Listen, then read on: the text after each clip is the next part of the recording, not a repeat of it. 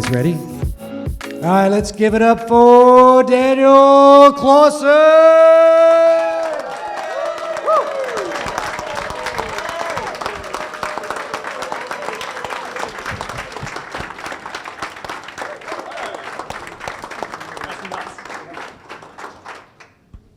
All right, very good. I know it can be a little bit unnerving, but yeah. So I only have one other small tradition here, and I know, again, some of you regulars know about this, but so tonight's really all about you. And so the way I like to start out is tell us about, where you grew up, what kinds of things were you thinking or doing as a kid, and I don't know if there was ever any kind of entrepreneurial spark or whatever that popped up as you were growing up. So I grew up in a ski area in California. It turns out to be one of the premier ski areas of the United States, Squaw Valley, California. So I grew up in Squaw Valley. So this is a very blue-collar town year-round that has this incredible crush of people that come to ski. But those of us that live there really just lived a small mountain community life. My father was basically a business manager in Reno, Nevada, where I was born. So I was actually born in Nevada, spent a lot of time in Reno. A lot of my family worked in throughout the casinos throughout the Reno, Nevada area. My mom was a nurse at the ski area. So I grew up in this kind of weird environment that was not academic, not business. The only people that had really interesting jobs were maybe engineers the overall equipment, so ski area equipment, tramway equipment, that sort of thing. So I spent most of my time hanging out with my dad, who was a avid pilot, flying gliders, and worked for the Desert Research Institute, doing experiments. So I grew up around this incredibly crazy science community that did science lab experiments throughout the entire Sierra Nevada. And I think one of those kind of aha moments was spending time hiking up in the high mountains of the Sierras to get to a trailer that lives on top of Squaw Peak that is the VOR beacon for all of all the flights across the United States. But it's also where they did a lot of research. So you would be up in the middle of absolutely nowhere, and you'd come across what was then the very first experiments for color radar, for cloud seeding. So being able to hang out with some of these people, one of the guys that I spent a lot of time with founded some company that's now called the Sierra Nevada Corporation, which is a $1 billion defense contracting firm that does nothing but science equipment for defense contracting. So it was this crazy thing. I'd spend most of my time jumping on a Greyhound bus, driving down to Berkeley, California, so that I could go to places like the Lawrence Hall of Science and the Exploratorium and places like that, where I could kind of explore the science side and technology side. Everybody else I hung out with were ski bums, So hanging out ski racing and bicycle racing and playing in the lake, well, that was a lot of fun, but the real interesting stuff to me was really the science. So, did that lead to, I know sort of your early background, and did that lead to software development, or how did you make the leap from that interest in science and technology, and maybe it starts in college, and let's go from there. Yeah, I'm old enough that none of that existed when I was in high school. Well, so I started out studying physics in college, and just before I got to college, a friend of mine actually, his parents ran the Berkeley research field lab, which was not only is in the middle of nowhere, then you have to drive like 10 more miles to the middle of nowhere on a dirt road with no power, and that's where he grew up. He actually had an Apple II computer, one of the very first ones ever made. So I spent a lot of time with him, but getting in and out of there was hard. But studied physics in college at the University of Colorado in Boulder.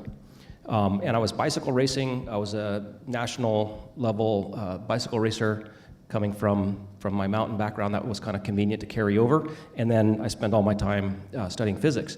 What I quickly learned studying physics was you can't do anything without building something in a lab that's hooked up to some kind of software. So you're doing data analysis. You have to measure stuff. The whole world is about measuring things. If you have kids, go buy them everything you possibly can to measure stuff.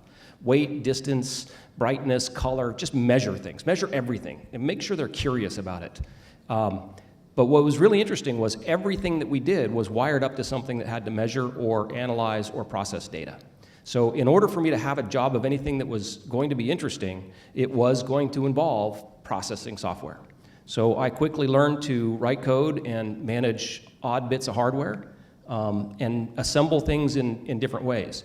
So a lot of the things we would do would be, my friend's dad would build tracking equipment for coyotes. So we would trap coyotes, put collars on them, send them out in the wild, and then we would set up antenna mechanisms to be able to track where they would be spending their time. So it was it's kind of maybe the beginning of this kind of maker movement, but really, really, really long time ago. Well, yeah, I mean, that's what I was going to ask you. So, today we have this sort of rapid development, MVPs, lean startups, and all of that. Tell us about the product development when you first got started, and what was that, and the timelines associated with it. So after school, I went to work at a clothing company in San Francisco called Esprit Clothing. So being a young man, 23 years old, working for a fashion company in the middle of San Francisco was pretty awesome. Nothing good can come out of that. And I was not able to get the job I wanted. They were building point-of-sale systems using IBM PCs, the very first point of sales using a computer system. And it was a disaster. It was not ready. The technology was not ready. I left there and went to a company called Borland International. Some people in the audience look like they might be old enough to know what that was. Turbo Pascal, Turbo C, a database called Paradox. I actually came in and managed the database called Paradox, the desktop database for DOS computers. Life cycles were 18 months, so it took us 18 months to build and ship.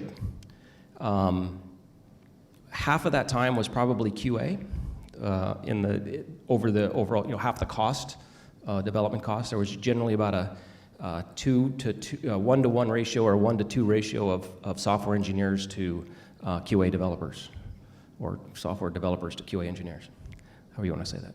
So that's extraordinary. Now I know you went to after Borland, and I am old enough to remember. Yes, I do.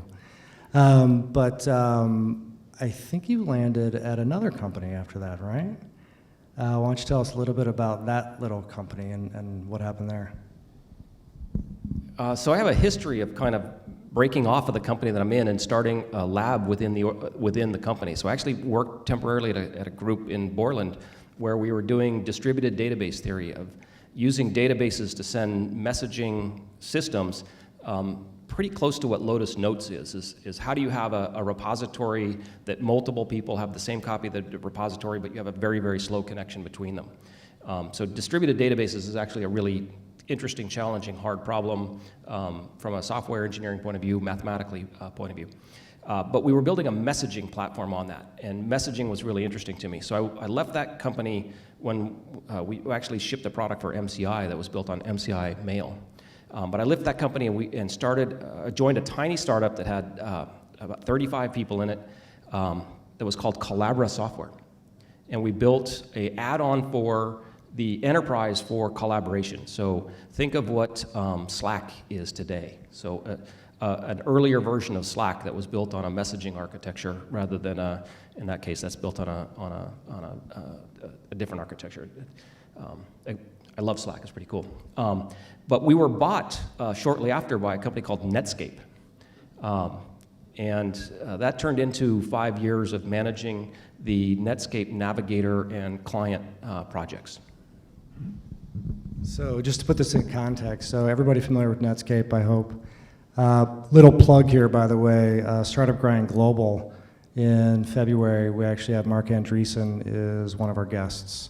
Pretty proud of that. So yeah, it's huge. So we're talking about, this is like 1995-ish, right? So, I mean, think about, and again, I'm old enough to remember the early days of the web, if you will, and Netscape sort of ushered that to the masses, I guess.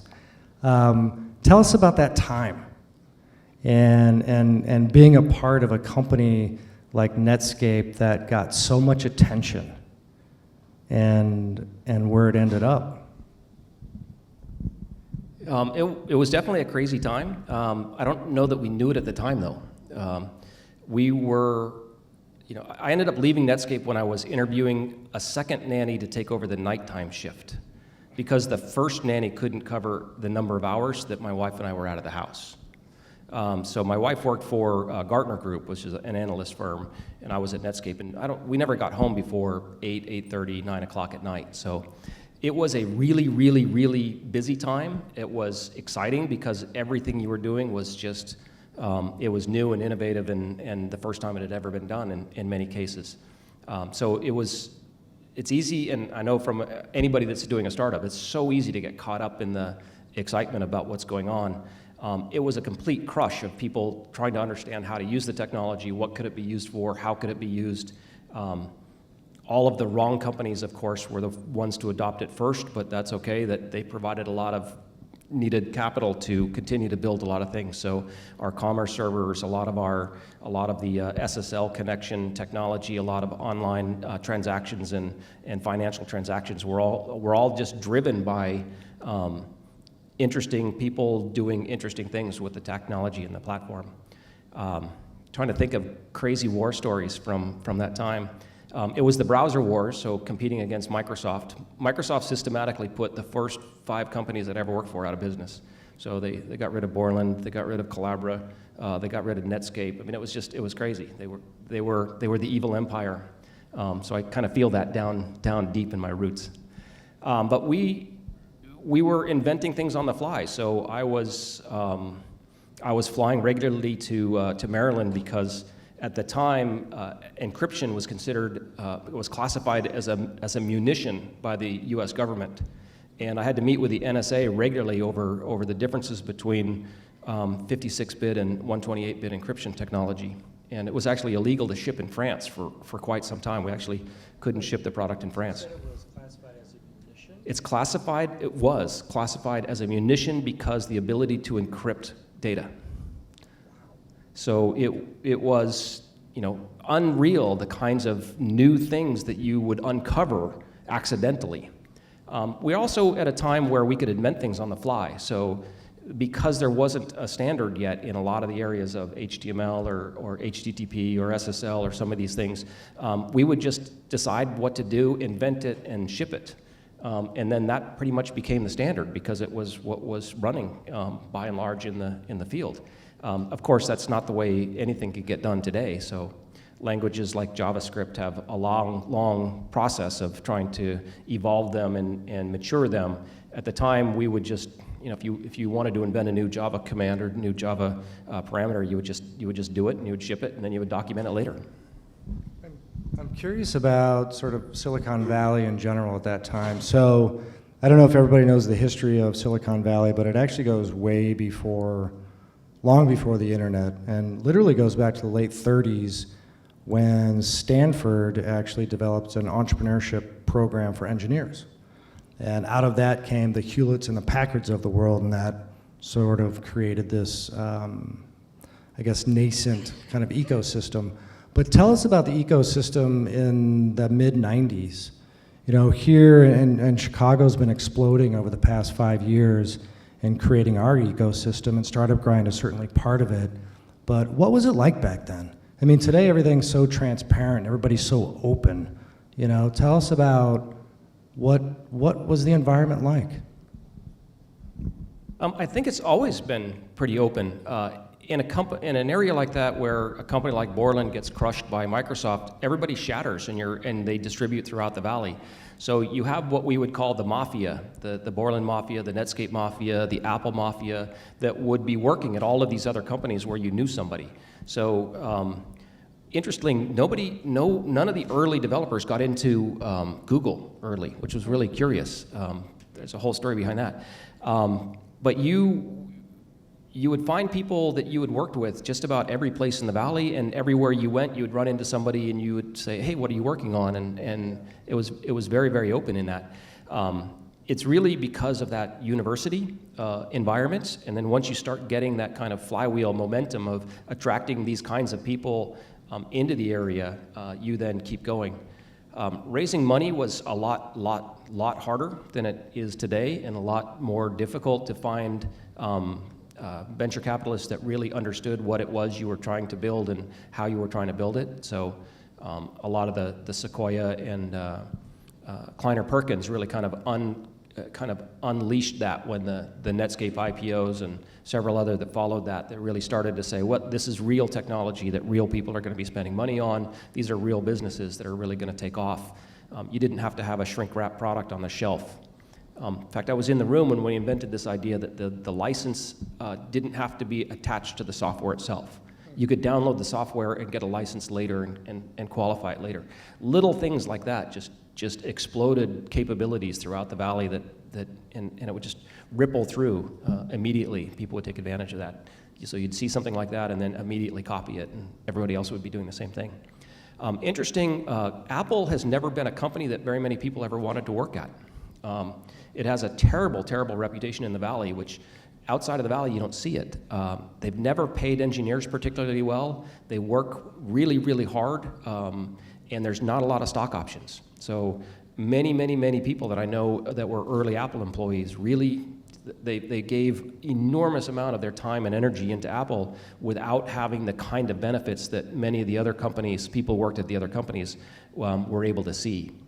So it created this really kind of, you'd go there, you'd work for a year or two, and then you would leave.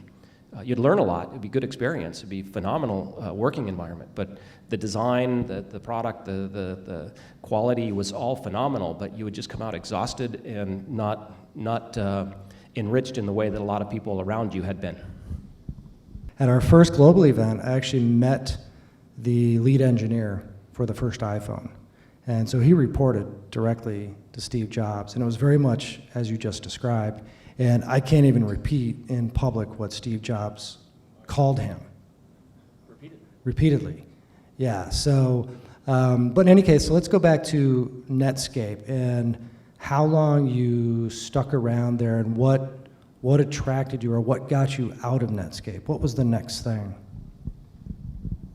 So I was at Netscape for 5 years on the marketing side, so product management. I ran a product management team for client-side software. So we reported up through this crazy guy named Mike Homer, probably one of the most brilliant marketing people I've ever met. And really fun, really exciting, moving fast. We knew Microsoft was moving in. I actually knew the Microsoft team pretty well. I'd worked in the database wars previous to the browser wars with the same guy who was now leading the browser war against me at Netscape. So we would go out to dinner together when we were in town. We'd go to a conference and would spend time together at the dinner table because we all knew each other. And then we'd go back to battling each other to death. It was kind of funny. So it was pretty clear that the browser was not going to be a viable product on its own with Microsoft bundling theirs in the product. So I led the group that initiated the process of turning the product into an open source effort. And it turns out that taking a closed source product and making it open source is a lot harder than you might think. If I would take a grep editor to the source base and search for things like my name to find it just all over the place with I really don't want to add, I won't say these things on camera here, so I don't want to add this piece of code for this company, but the product manager's making me do it in much more colorful language. This is the wrong thing to do, I hate this, but I have to do it because I'm being told I have to. So lots of profanity, lots of specific vendors, specific companies that we were trying to either work around a bug or to support some request that was a large part of a big sale that had to come in. It turned out to be a lot more work than we ever imagined. So it took a long time to kind of sanitize the overall product. What did it take to get me out of there? It took me sitting there interviewing the second nanny to get me to say it's time to make a lifestyle change. So I had 2 kids and said, I'm done. and decided to leave the valley completely, and ended up picking an area. I temporarily lived in Atlanta, Georgia, and worked for a internet agency there, and then moved to the Virginia area, where the best public schools in the United States that I could find. So I laid the map out. We said, where are the best public schools in the United States? We put 3 of them on the map and said, okay, we're picking that one, and moved. That's awesome. So I know that as an entrepreneur, I'm sure wonderful years at home that you'd spent, but probably lots of wheels spinning and churning and wondering, what's next. And so I guess tell us how much time you spent at home, and what kinds of things were you contemplating, and what was your next move? So I had a rough couple of years. When you've been in the middle of a kind of a scene like that, nothing else compares. And I know you probably know this from doing a startup, or if you've done a startup or two. Once you get that kind of excitement, that adrenaline, that feeling of you're building stuff, you're creating stuff, it's really hard to want to say, oh, look, here's the Washington, D.C. version of that company that's headquartered in Silicon Valley, and I might be able to be a sales engineer for them, or some kind of assist in sales or development or business development for that particular company in that location. So you go and you look for all the startups that are going on out there. So I would look around and see the different startups. My wife at the time was selling real estate and doing very well, to the point where we were like, okay, we're going to need a nanny again. So I said, no, I'm going to be the stay-at-home dad. So I was a stay-at-home dad for 5 years with the kids. By far the hardest job I've ever done. Way harder than shipping software. But during that time, I would have extra time on my hands, and I would consult with other startups in the area. So whether it was writing business plans, or which now would become a lean canvas or a business model canvas, building pitch decks, going to hooking people up with venture, going and doing the venture pitches with the companies, and then sometimes joining them as on the advisory board, or as the initial head of product until they could get themselves going. So I did that, for 3 years. I intermittently dabbled in all kinds of really interesting technologies. One thing that's really interesting about working at an agency, a development agency, or being a product person, a small company or a large company, there's this pendulum I think product people swing back and forth on. It's really fun to own a product and ship a product, because it's your thing. You are just absolutely invested. Every decision that goes into it, you're completely invested in it, and you love to see it succeed and get out there. And it's absolutely exhausting. And when you have things that are older or blocking you, they don't evolve as fast as you would always like them to, but it's your thing. When you work in an agency, you get to see 60 projects a year, 15 of them really in depth. You get to work with all kinds of different technical back-end platforms, payment platforms, social interaction mechanisms, but none of them are yours. So you might build a strategy for another company, and then you hand it off to them, and they just absolutely fail to execute on your strategy. And you're just wondering, what happened? Why didn't that go the way it should have? Or you try to coach them in product management to oversee all of those really, really critical steps in the beginning. They get really addicted to your guidance, but they can't afford the agency pricing over time, so they have to break it off and eventually take it on their own. But it's really fantastic to get that exposure to so many different business models, technology platforms, user experience, design challenges, all the things that go with it. So I think there's a natural kind of pendulum that swings back and forth. Several of the product people that I know swing back and forth on that pendulum. So it's interesting. I mean, you've worked with so many different types of startups, I guess. Is there, and probably seeing some that succeed, probably most fail. If there's a common thread that you could say is the biggest mistake that these early stage startups make, what do you think that might be? It's easy. That's a no-brainer. The biggest mistake is going after too large of an audience right away. So focusing on how you're going to get from the 100,000 to the million is really interesting. How are you going to get from the 2 to the 100? How are you going to get to the 100 to the 500? It turns out those are really, really hard things to do. Getting the first 100 people to be purchasing your software or your solution of some kind is not trivial. Getting from 100 to 200, that's a lot easier than getting from 0 to 100. So I'll echo the Peter Thiel book, 0 to 1, right? So if you haven't read 0 to 1, go read 0 to 1. But the idea of going from nothing to something is really infinitely more challenging. Well, it can't be infinitely because it'll never be done. Extremely challenging compared to going from 1 to 2. So pattern matching, growing is a very different side of the business than trying to get from 0 to 1. Was this, let's put a time frame in this. So was this about the time that the whole lean model was emerging, or was this kind of his name escapes me, who's sort of Steve Blank, of course, who's sort of the guru. Yeah, Eric Ries, yeah. So this is just at the beginning of the lean phase. So lean is a really important concept. It evolves out of a previous concept that's called extreme programming, and lean is kind of the second, the more usable version of that. So agile development and lean development. So it's really following the Steve Blank model is just absolutely unlocks so many pieces. So if you haven't seen the Startup Guide, Steve Blank's book, which originally was called The 4 Steps of the Epiphany, the second version is 4 Steps of the Epiphany or the Startup Guide. Oh, yeah, required reading. It is the Bible of this game. Steve Blank and partnered up with Eric Ries. Eric Ries learned most of what he did in partnership with Steve Blank.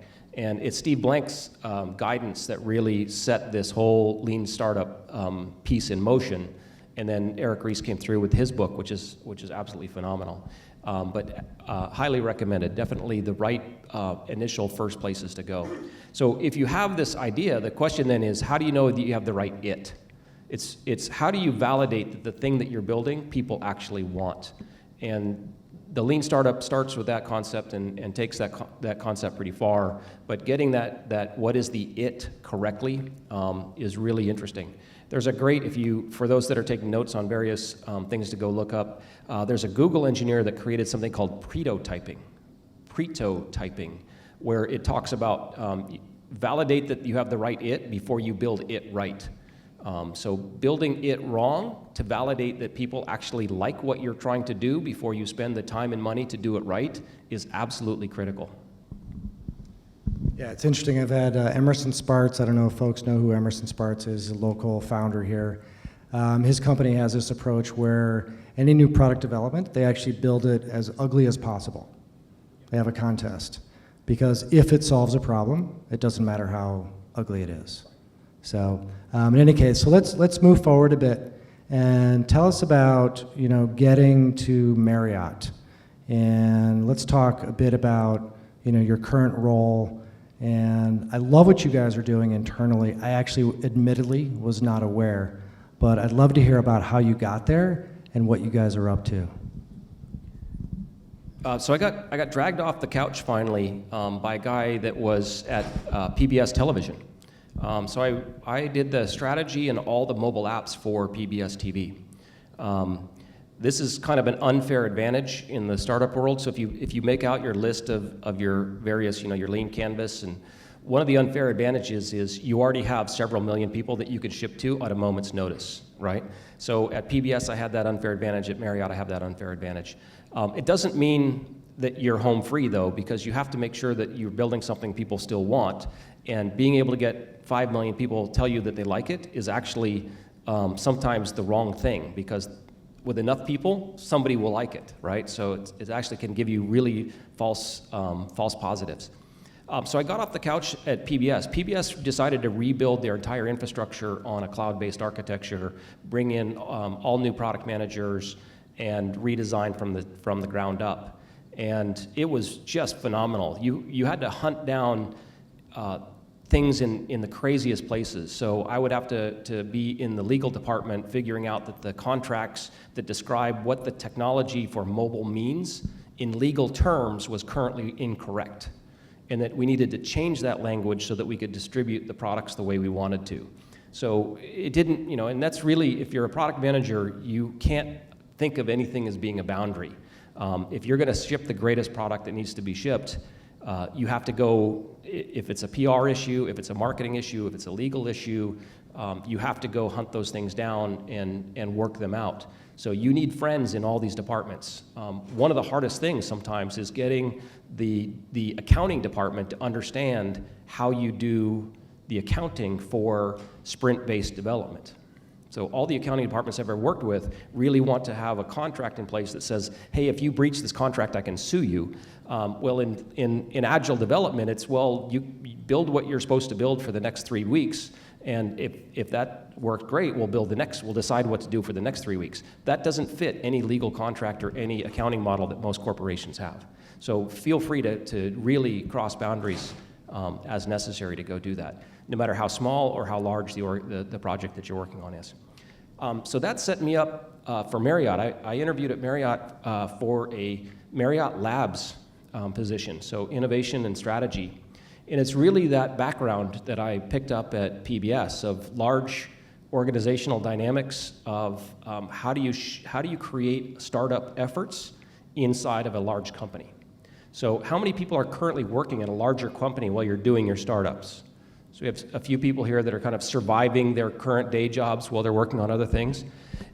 Those companies are really great places to practice a lot of the same techniques that you need in a startup environment. So things like how do you get funding on a project? Build out the same kind of pitch deck. Build out the same business model canvas that you normally would for a startup. Practice on those internally, and you'll find it's amazing how successful those are and how much the company has really been craving somebody who says, look, here's an idea, and here's the strategic thinking behind it, and here's the impact that we're going to be able to have with it. Here's the competitors. Here's the revenue side and the cost side. I've thought those things all the way through. Now let's have an interesting conversation. And it's practice for the startup world, and it is absolutely invaluable.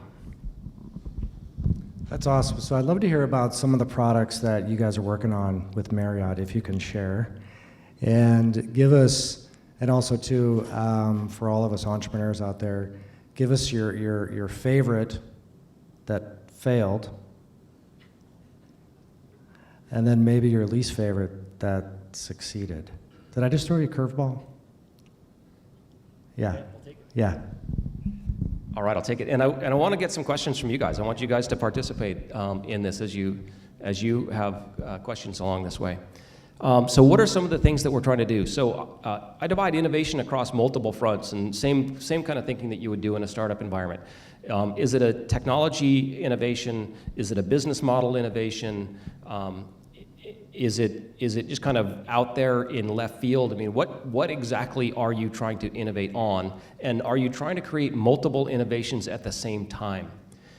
So anybody who's a fan of the Steve Blank and Eric Ries, I hope is also a fan of the Jeffrey Moore series. So if you haven't read Jeffrey Moore's book, Escape Velocity, highly recommended. So great conversation there. But the ideas are really across the board. So if it's a company that we're seeing a lot of interesting development from, like Airbnb, for example, well, what kind of innovation is Airbnb? First, I love the Ben Horowitz story. Airbnb was a really, really bad idea until it became a great idea. And that's really, startups are about having bad ideas. If it was a good idea, somebody's already doing it. It's really the bad ideas that are interesting. And then trying to vet which bad ideas have real legs underneath them and which are just plain old bad ideas. So you look at a technology like, or a product like Secret, you're like, okay, that's just a bad idea. That's just not going to end well. That's just going to go wrong. Nothing good will ever come out of that. And then you get something like Uber or Airbnb, where very early on people are saying, and if you talk to the investors who all passed on it, it's like, this is the dumbest thing I've ever heard. This is a bad idea.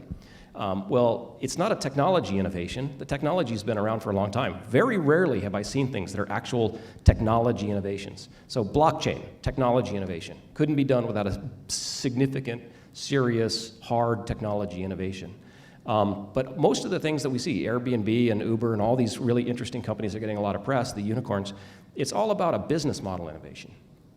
And in many cases, it's a business model innovation that's designed to be disruptive. So disruption is how do I get under the market that people don't care about? Marriott is not interested in the person who wants to sleep on your couch. Okay, we're just not. However, if you think about what does it take to manage a property, they're starting to build what we would call a property management system. It's a property management system that rents out beds. Okay, well that property management system is really actually growing very, very nicely, and the cost to activate and add new properties to it is zero. It can grow really fast when the activation cost is zero. So it's a very, very disruptive technology because it's after a market segment that we're not interested in, but once they move up segment, if they can evolve that platform to move up segment, it's a very disruptive potential technology platform. So that's something that we're really interested in. So that's an area that we spend a lot of our time and energy playing with different models, different business disruptors, different technologies that would work in that same area. Some of the other things that we're doing, the mobile technology is not really exciting when you're on property right now. It really needs to catch up. A lot of our technology is built around the transactions of booking a room. Well, booking a room is really not interesting. I mean, booking a room doesn't help you when you get to the property to say, what's for dinner at the bar? Can I see when happy hour is? How do I interact with the actual property? So we're doing many, many experiments in that area. We do about $1 billion of revenue on our digital platform per month. So it's a platform that you have to be really, really careful with. A few minutes of outage, a few hours of outage of that platform is catastrophic. So it's not a place where you do much, quote unquote, innovation and experimentation. You don't just kind of run a pilot on top of a platform like that. So we do a lot of things that are designed to simulate or emulate the actual environment. So I spend a lot of my time building API backends that mimic what the Marriott API backend is. This way I can create a prototype that will look and feel to a user exactly like the Marriott experience. In fact, the data transfers are using the identical payload protocol mechanisms as our production one, so I can easily move it across when it's ready to say, when somebody says, hey, let's take this live, let's prototype this on 10 properties. I can just transfer it straight across and it works. So understanding the technology stacks, understanding how all these things fit together, very, very much part of how you can create innovation. Now, I've dodged your question on some of the things that have gone badly. I'll give you a startup story that's not Marriott, the things that went badly. I worked at a company that was called Xtone. We had a startup where you pick up the handset of your telephone at home. Why do you have a dial tone? What does it do? You know, occasionally it beeps or something, it tells you have a message, but why can't you just talk to the thing? Why can't you pick up the phone and ask it a question and say, deliver me a pizza, or what's the score of the game, or call my mom? So how do you do the recognition? How do you build on that platform? Well, very quickly, it's not a technology problem. It's a hard technology problem, but it's not solvable. The business innovation for the people who own that phone in your house is either going to be the current carriers, AT&T, Verizon, that sort of thing, or it's going to be Comcast and the television platforms. That's it. You're dead. Those people are not interested in innovating. So no matter how awesome your solution might be, no matter how great an engineering collection that you were able to pull from Carnegie Mellon speech, it's not going to happen.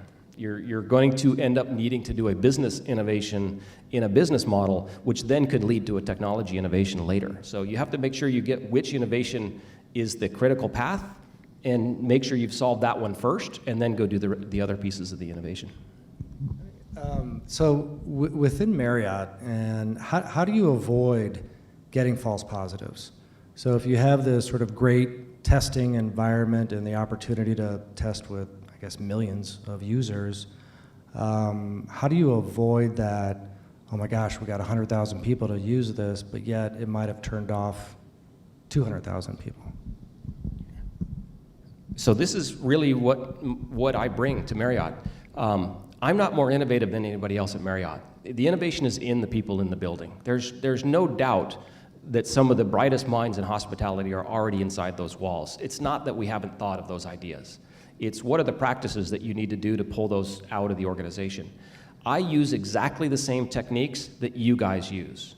I rely on going back to the original startup principles to say, how do I validate this idea against real users giving me real feedback? So what tools, what techniques, what platforms can I use to get to 100,000 people? Well, sometimes it's to get to 8 people. You know, I do intercepts just like you guys do. I get a stack of Starbucks cards. I arm my business partner with them, and we walk around with paper prototypes and do intercepts at a hotel or even intercepts at a mall. It's not hard to do. Paper prototyping and simple reward management to get people to fill out your survey, it's doable. We use tools like UserZoom. We build things in InVision. Same technology, same tools that all the startups have access to and should be using. If you're not using them, certainly start using those. You can build a prototype that you can then wrap. So I build prototypes in InVision all the time. We wrap them with a technology called UserZoom, which allows us to do emailing. We email those out to 900 people, 1,000 people, and then we'll get probably 150 to 200 completes on a test. And from that, we can derive some pretty interesting information. Very cool. So why don't we sort of pause there and open it up to questions? So the question is, can we do A/B testing or multivariate testing on our existing site? So we do have Adobe Test and Target. It is actually deployed in some cases. A lot of the web technology we have is a little bit older and a little bit more brittle than we would like to admit. We're already kind of slower than we want to be with the number of tags that are loading on the page. So loading more tags and another chunk of JavaScript to have multivariant on the page is a little bit dicey. But we've actually started doing multivariant on the pages for the places that we can. If it's bigger than simply moving things around, changing colors, small widget controls, then we have to go to a different technique. But absolutely. So the question is, are we using things like visual tracking, eye tracking, to look and see how people impress on a page? Yeah, we've got a usability lab in the basement, and we have all of the cool tools and techniques. Those are the projects. To run those things are fairly expensive, but we do them. But we do them once we get down to a narrower gap. So that would be qual testing, not quant testing. So we do both quant and qual, but absolutely every technique you can think of we pursue. I don't know that that's really relevant for something in the startup world or some things that you're just trying to validate, just because the overhead to create and run those kinds of tests are expensive. How do you stay nimble inside of a large organization? Sometimes you don't. So the single biggest barrier to innovation in most corporations is the yearly budget cycle. So the departments are locked in with what they're going to spend for 2016 already. They were locked in probably 2 months ago. And those objectives are sometimes pretty challenging to meet as is, not including the pop-up projects that will occur and the 20% of time people should spend doing risky, non-standard behaviors. So that's really what the change that we want to try to bring to the table is. And again, that's really what the startup community is really showing the demonstration of. In some cases, we'll see an entire company get invented, deployed, and sold for hundreds of millions of dollars while we're still in our planning phase for the same kind of offering, right? So when you see that happening in the industry over and over again, you have to say, wait a minute, there is a different way that we have to allow for this. And attacking the budgeting process is actually the first part of that, and turns out to be one of the more challenging parts of it. So not exactly a startup problem, since those are usually designed around big, large budgets, but carving off 1% of somebody's department budget to say, let's do some innovative experimentation usually starts the game correctly. So go get 1% or go argue for a 1% experimentation budget. Do you go through the whole process of putting together a pitch deck? And tell us about that experience. And is it do you have like a set budget, or you have to fight for every penny that you get, or how does that work? So in the case, most corporate innovation groups function a lot like a startup would function. How do you put together the overall business plan so that you can get funding? So think of, if you're getting venture money, you're probably getting it in tranches, or if you're working with an organization, so they're going to fund you in tranches. So we work on exactly the same model. So in the first tranche, you're going to probably be spending somewhere in the order of $30,000 to $70,000 on a project. That might be a little bit higher than what you guys can do in a startup, but that's for a large corporation, that's actually a very, very small amount of money. So with a $30,000 budget or so, we will put together a development team that will create a prototype, whether it is just sketches, wireframes, through clickable prototypes, engaging prototypes so where you can actually get some feedback on them. We need real user testing data, so actually outside the building. We want data. We don't want opinions. Nobody's opinion matters. We want data from users. We put together a pitch deck. We put together a business model canvas or a lean canvas, depending on which group the department is, which direction that is going. And we usually back that with a competitive analysis and a financial model that's a little bit more in depth. Do you ever get folks from the outside that are presenting to you? I mean, do you ever look at outside opportunities? Do we look at outside opportunities? We hope that people will come to us with technology that already works to solve a particular problem.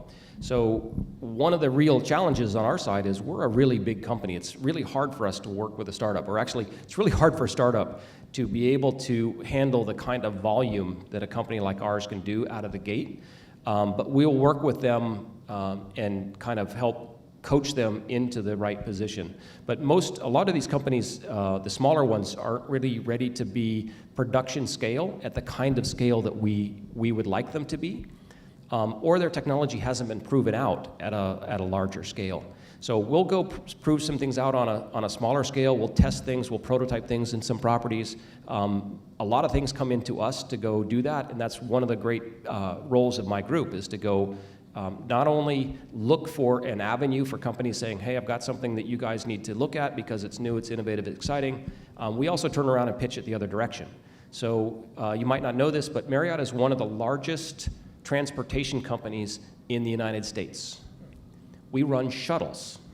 We run a lot of shuttles. Have you ever been standing in Chicago or Denver waiting for a hotel shuttle? You probably don't do this in Chicago because you live here. Waiting for a shuttle is one of the most miserable experiences you can have. So we're still looking for that company that has the Uber version of where is the shuttle, or let the property know that I want a shuttle, so that and be able to say, okay, I'm at stop 6, but I'm not standing by the gate. I'm inside where it's warm. Let me see where you are. Let me communicate with the driver. Let the driver communicate with the property, so that we can run this. So we know it's out there. We know somebody has this, or at least has most of it. We would love to use a technology like that. We're not going to build it ourselves. So we have a number of these things that we kind of are out there looking for all the time. How long would $30,000 last in an organization like Marriott? That would usually last about 6 weeks. So how big is the dev team that we need to put together? So the way I break it down is we have a project leader who's overseeing the project. They're going to probably spend 20% or so of their time on that particular effort. We have developers in Romania who do a lot of fantastic development for us, as well as several other off-site locations.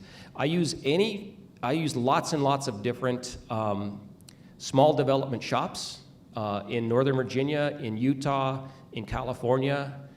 If there's any in Chicago that you guys want me to know about, certainly let me know about that. Where we would like to have access to great design talent and great development talent. So we're usually burning a development team. So if a larger project was probably running about $15K a week on development, but on an early stage where you're just vetting an idea, you don't need as much development resource. You're really worried about design. And if you can do, we'll usually lend a designer from our internal organization to give guidance to a designer in an outside firm. And then we just run all the internal numbers ourselves, run all the internal programs. And yes, it's a lean process, very lean process. So am I pulling in a lot of other resources in addition to the 30K that I use on that? Well, I did give you a range of 30 to 70K, and there's a reason that 70K is on the upper end of that. There's a great slide. So one of the things that you learn in product, and certainly as long as I've been in product, is in any venture person that you talk to, is pattern matching. So in pattern matching, you're looking for how is this done, who else has done something similar, what's like this that's already been done that's been successful, how can we take something that exists that has failed, that's already been successful, is wildly succeeding, and look for a pattern from that we can take advantage of. So by far, the first thing we do is pattern match off of what else we can do. There's a great slide that was put out by IDEO and Harvard Business School, HBS, that looks at the different phases of potential prototyping. So one of the things that you guys might get in arguments with is, what is a prototype? What does the word prototype mean? I mean, I've lost 6 weeks of my life in knockdown, drag-out fights over the word prototype, because it means very different things to different people, and it means different levels of commitment of resources and capability. So look at that, because it's a great idea that says, how do you start with sketches on a napkin, because that can be a prototype, to how do I deploy in 10 properties with real guests? That can be a prototype, and everything in between. So yeah, if you want to talk and you want to look at numbers, I'd be happy to break it out. But sometimes, you know, it's internal meetings, it's people putting decks together and putting pitches together, and then reusing the templates that we use for pitch decks, things like that. Well, why don't we end it right there, and why don't we give it up for our great guest, Daniel Klaussen. Awesome. Thank you very much.